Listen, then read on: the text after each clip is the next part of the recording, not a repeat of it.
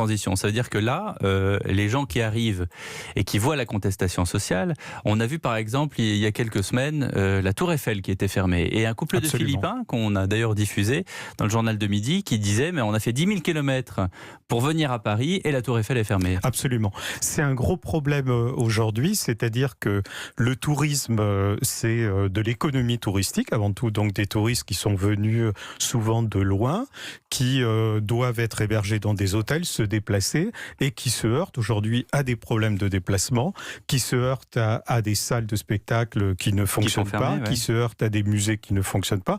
Et on le voit aussi, je pense notamment au groupe Paris Hôtel, Jean-Bernard Falco, qui déclarait l'autre jour que son groupe a perdu à peu près 20% de son chiffre d'affaires. Donc c'est considérable.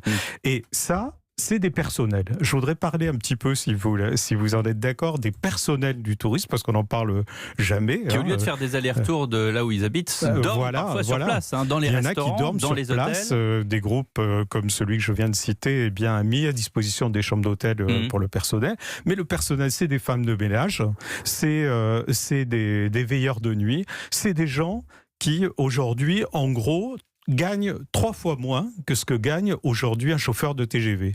L'autre jour, j'ai été surpris sur une antenne concurrente d'entendre Axel Persson, qui est un des responsables de la CGT, expliquer qu'il avait perdu en 16 jours 2600 euros. 2600 euros net. Alors j'ai fait un petit calcul dans ma tête, je me suis dit si on multiplie par 2, ça fait 5200 euros. Et je suis allé voir les grilles de salaire de la SNCF, c'est entre 5 et 6 000 euros. Ça veut dire que le tourisme français aujourd'hui est bloqué par des mecs qui gagnent entre 5 et 6 000 euros et qui travaillent 25 heures par semaine. Et ça vous met en colère?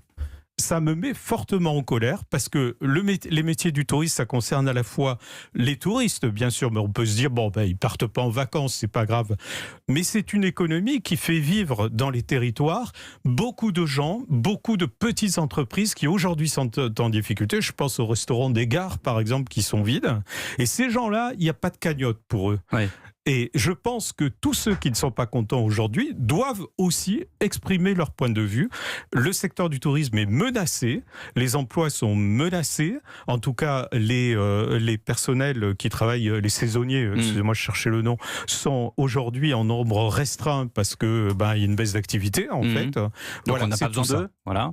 Et vous, en tant que président de la Fédération des métiers du tourisme et de l'hôtellerie, évidemment, vous portez la parole de tous ces gens-là. Mais qu'est-ce qui se dit justement dans les couloirs des hôtels, dans les salles de restaurants, dans les arrière-salles où justement le personnel discute entre eux?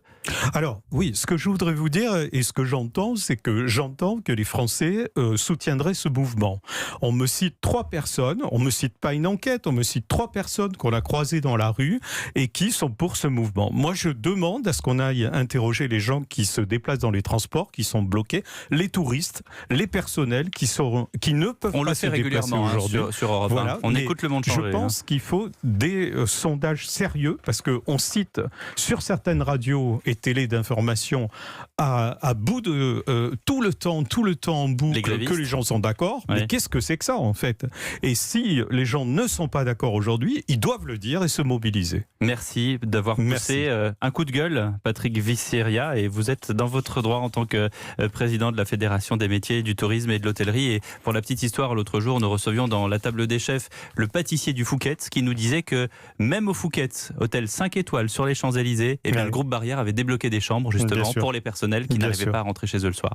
Merci beaucoup d'avoir été fête à tous. avec nous, à vous aussi, Patrick Vissieria. Merci beaucoup.